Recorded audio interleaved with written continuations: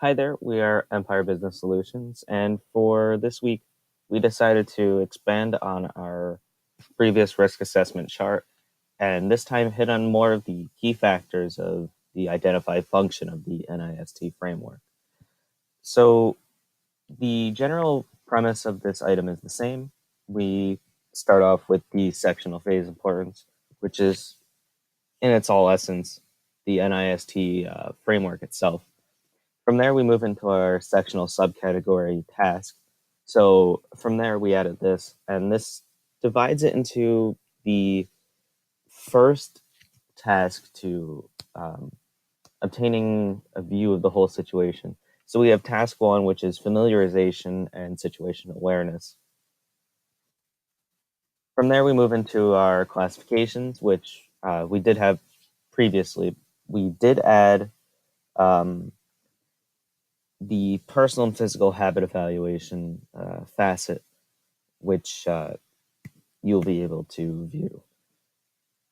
From there, we moved into the subclassification explanations, where it goes from the classification itself into a more precise, more direct zoning. So, for example, under open communication, we have Part A, which is the resource database, and Part B, which is the stakeholder notification process.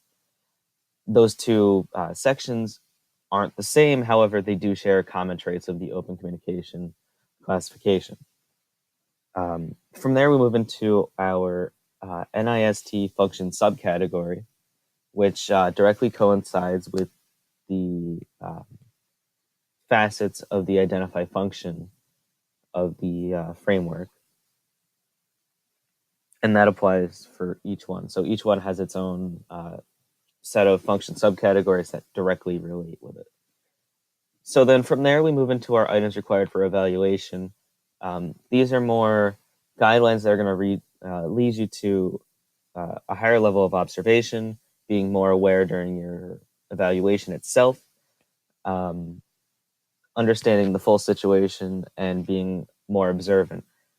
So these are some general questions for you to reach those items, or the quantitative and qualitative values that are necessary to lead you to a sound decision.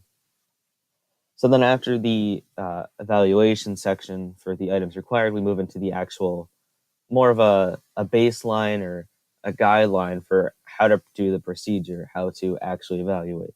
So for some of these, it's a series of steps, which obviously can be strayed from because every situation is different, but it provides a baseline for you to fully understand. So here is how we're going to grade this. These are some factors that need to be met, etc. In other cases, it's more of this is why we do this, and it's justified for this reason. So then from that section, we move into our next section, which is discoveries. And that's exactly where the evaluator will be filling in the information, what they found, what stood out to them, the frequency of events, the direct observations, all the notes, etc. And then from there, we move into the grade itself, which the grade factor and key is on the memorandum at the bottom, as well as the rest of the key for this spreadsheet. We graded on an A through F scale, where A was the criteria being met 100%, and F being 0%. Then we moved into our incident grade, which is our ranking that we've established to organize the events. So a level 1 would be not so detrimental to the organization. It might happen occasionally. It's really not that big of a deal. Whereas we move up to the max of 5, which is where we see, inherent impact on the organization itself, where we need to prepare. And then finally, for the risk assessment chart, we ended with the expected incident frequency. The expected incident frequency is more or less how often will this event occur in comparison with previous times. Is it more often? Is it diminishing, etc.? So that'll help you compare the different facets and really um, identify, for lack of a better term, the direct impact of each individual subcategory on the expansive environment.